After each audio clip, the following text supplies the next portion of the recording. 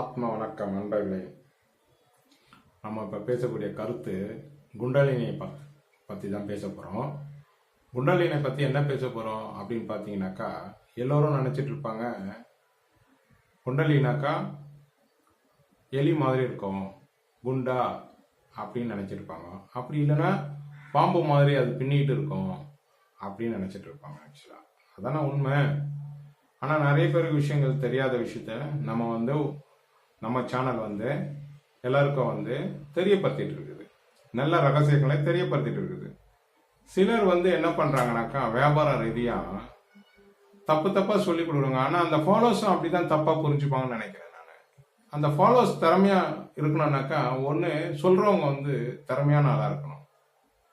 ஓசோ சொல்கிறார், என்ன சொல்கிறாருன்னா, எல்லாருக்கிட்டையும் தேடி தேடி கலெக்ட் பண்ண ஒருத்தருக்கு நான் உபதேசித்தேன்னு வச்சுங்களேன், அது மொத்தமாக என்ன சொல்றேன்னா குப்பைக்கு தான் போடணும் அப்படின்றார். குப்பைன்றார். நான் சொல்ற கருத்து கூட நீங்க வாங்கிட்டு ஆராய்ச்சி செய்யுங்க, நான் செய்யறது தப்பா ரைட்டான்னு, நான் சொல்றது தப்பா ரைட்டான்னு நீங்க ஆராய்ச்சி பண்ணி பாருங்க. அப்பதான் தெரியும். நீங்க அதுல இருந்து இரட்டப்பி ஆகுங்க. அதாவது அதுல இருந்து நீங்க மேல் நோக்கி வாங்க, மேல் கதிக்கு வாங்க, மேல் நிலைக்கு வாங்க.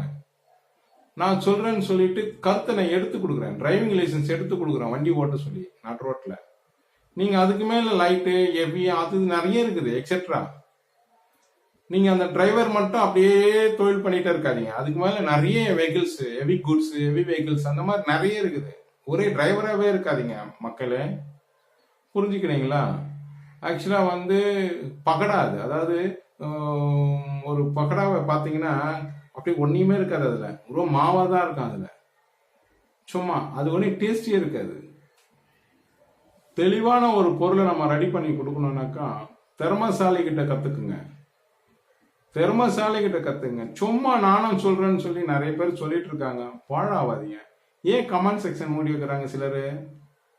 அவங்க கருத்து தப்புன்னு தெரியுது இல்ல, தப்பா மக்கள் பேசுவாங்க தானே கமெண்ட் செக்ஷன் மூடுறாங்க. திறமசாலி மூடக்கூடாது.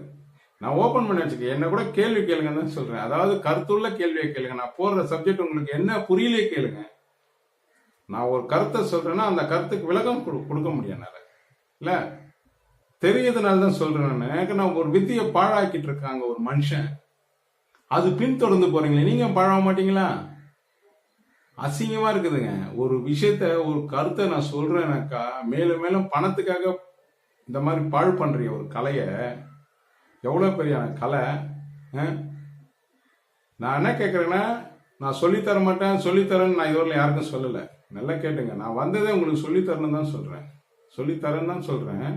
பட் அதை எப்படி சொல்லித்தரணும் காணொலியில் கண்டிப்பா சொல்ல மாட்டேன்.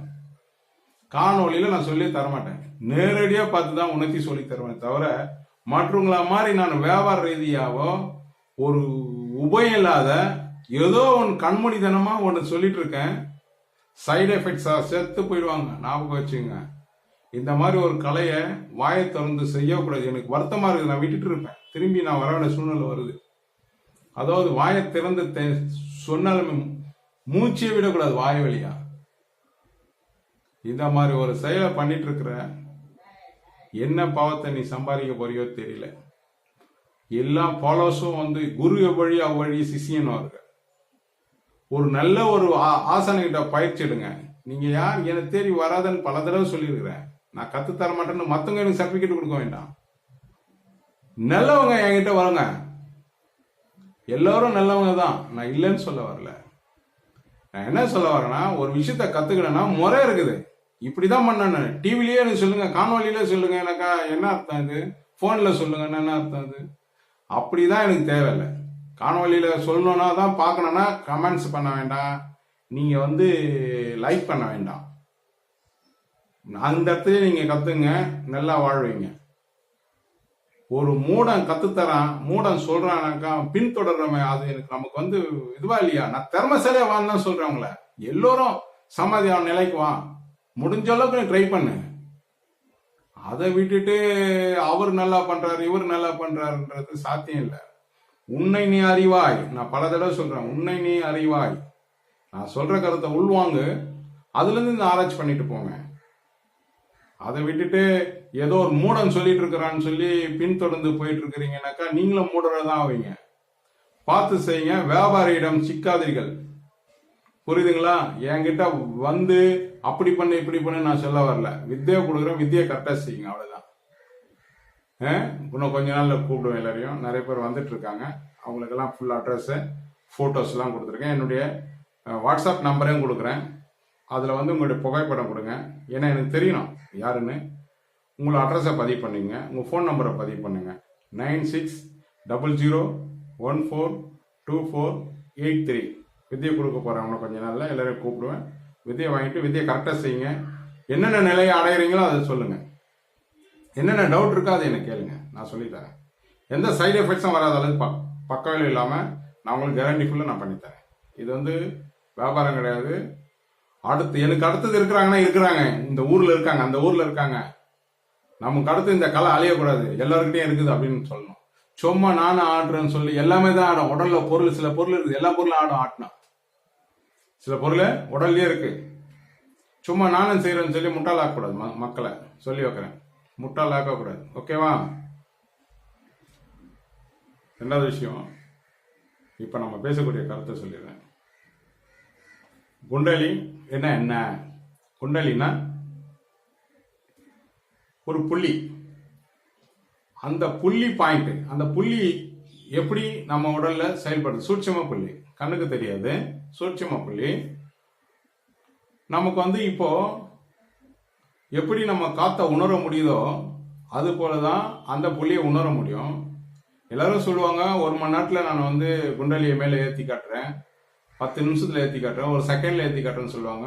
அதெல்லாம் செயல்முறை கிடையாது. தொட்டு உணர்த்தி காட்டலாம். நான் தொட்டு உணர்த்தி காட்டினால் உங்களுடைய உடம்புல இருக்கிற உணர்வுகள், பாடியுடைய எலக்ட்ரோஸ் உங்களுக்கு சொல்லும். அதுக்கப்புறமா செயல்முறை நீங்க தான் பண்ணணும். அந்த குண்டலியை மேலே ஏத்துறதுக்கு நீங்க தான் பண்ணணும். நான் தொட்டோனே மேலே ஏறிடாது. உணர்த்தி தான் காட்ட முடியும். குண்டலியே உன்னுடைய டச் எப்படி இருக்குது, டச் பண்ணி தான் காட்ட முடியும். ஹீலிங் தான் கொடுக்க முடியும் உங்களுக்கு. நான் ஹீலிங்கை கொடுத்து உங்களுக்கு மேலே ஏற்றி உங்களுக்கு பயிற்சியை சொல்லித்தர முடியும். ஆனா அந்த செயல்முறையை, குண்டலியை மேலே ஏத்துறதுக்கான தகுதியோ செயல்படுத்தவோ உன்னுடைய சுவாசம் தேவை, நீ தான் தேவை. இதுதான் உண்மை ரகசியம். இது யாரும் சொல்ல மாட்டாங்க. நீங்க இருந்து இந்த உணர்த்தல், நான் சொல்லிக் கொடுக்குற இந்த உணர்த்தல் எப்படி நீ பார்க்கணுமோ அப்படி பார்த்து, அது எப்படி சுவாசம் பயிற்சி பண்ணணுமோ அந்த பயிற்சி பண்ணி, அதுக்கப்புறம் இந்த குண்டலியை மேலே ஏத்துறது இருக்கிறது உன்னுடைய வேலை. நான் தூக்கி உனக்கு விடுறது கிடையாது. டிரைவிங் லைசன்ஸ் எடுத்து கொடுத்துருவேன், நீ தான் ரோடை பார்த்து ஓட்டிக்கணும். புரியுதுங்களா? டிரைவிங் லைசன்ஸை எடுத்து கொடுத்துட்டா ரோடை பார்த்து ஓட்டுறது நீ தான். அதுக்கு முன்னாடி கற்றுக் கொடுக்குற வேலை என் வேலை. வண்டி எப்படி ஓட்டணும், எப்படி திருப்பணும், எப்படி லெஃப்ட் ரைட்டுன்னு சொல்லி கொடுக்கறது என் வேலை. சொல்லி கொடுத்துற பிறகு நீ பார்த்து ஓட்டிக்கணும். அதுக்கப்புறம் டிரைவிங் அடுத்தது ஹெவி இருக்குது, ஹெவி கூட்ஸ் இருக்குது, ஹெவி வீகல் இருக்குது. அந்த மாதிரி நீ தான் வந்து அடுத்தா பிக்கப் பண்ணிக்கணும். புரியுதுங்களா? புஷ் பண்ணி விடு, தள்ளி விடுற வேலை தான் என் வேலை. தள்ளி விட்டாச்சு, ரெடி பண்ணி கொடுத்துருவேன். நீங்கள் வளர்ந்து வெளியில் வந்துட்டே இருக்கணும். உங்கள் பின்னாடியே தொடர்ச்சியாகவே நான் வந்துட்டு இருக்கேன். ஒன்றும் பிரச்சனை இல்லை, பயப்பட தேவையில்லை. புரியுதுங்களா? இது வந்து குண்டலினா என்னன்னா, மூலாதாரத்தை வந்து சிரசு, தலையுடைய தளத்து வரலாம் போய் பினியல் கிளாண்டுக்குள்ள இறங்கி லம்பிகாவோட டச் ஆகுது. லம்பிகா பயிற்சி பண்ணும் போது இதெல்லாம் மற்றவங்களுக்கு தெரியாது. வாயை திறந்து பொழந்து அடிச்சுன்னு இருக்கிறாங்க. எனக்கு என்ன கோவம் வருது தெரியுமா? பாழா போப்பாரு நீ. சரி விடு, தலைவிதி. உன்கிட்ட என்னத்தான் சொல்ல முடியும்? நீ பொழப்புக்காக அல்லாடுற. பொழப்பு போனேன்னா என்கிட்ட வர சொல்றேன், ஏதாவது ஒரு வேலையை கற்றுக் கொடுப்பேன், கற்றுன்னு படிச்சுன்னு போகலாம். மக்களை பாழ் பண்ற, என்னத்தை பண்றது? சரி போ. அதாவது அந்த அலி நரம்பு, அதாவது அலி சக்தி சிவன். அலி என்பது நம்ம உடலோட ஒற்றி இருப்பது, சிவன் என்பதும் நம்ம உடலோட ஒற்றி இருப்பது, சக்தி என்பதும் நம்ம உடலோட ஒட்டி இருப்பது. இந்த 3 நரம்பை வந்து நம்முடைய ஃபைனல் கட் வழியாக சஞ்சாரம் பண்ணி நம்முடைய லம்பிகாவில் வந்து ஜாயின் ஆகுது. அதாவது நம்ம எப்படி இருக்கணும்னு பார்த்தீங்கன்னாக்கா, அம்பிகா பயிற்சி பண்ணும்போது அம்மை, அப்பன், அலி, சக்தி, சிவன், அலி, இந்த 3 நரம்பு இருக்குது. சூட்சும நரம்பு நமக்கு வந்து பின்னாடி வந்து ஃபைனல் கார்டு வழியாக போயிட்டு சஞ்சாரம் பண்ணிட்டு இருக்கு. மூலாதாரத்துலேருந்து கனெக்ஷனை நம்ம வந்து என்ன பண்ணணும்னு பார்த்தீங்கன்னா, இந்த காற்று எப்படி போய் எப்படி வருது, சர்க்குலேஷன் ஆகுதுன்னு பார்த்தீங்கன்னாக்கா, சக்தியும் சிவனும் ஆஃப் ஆயிடும். சக்தியும் சிவனும் பேசு. அப்போ ஊமை எழுத்து, ஊமை எங்கே இருக்குது? மூலாதாரத்தில் இருக்குது. அப்போ ஊமை யார் அது? அலி. அலி என்பது என்ன? ஒரு பாயிண்ட், புள்ளி. அந்த புள்ளி எப்படி வெளியில கொண்டு போறது? இப்போ நம்ம அடிக்கிறோம், பம்ப் அடிக்கிறோம், காத்து எங்க போகுது?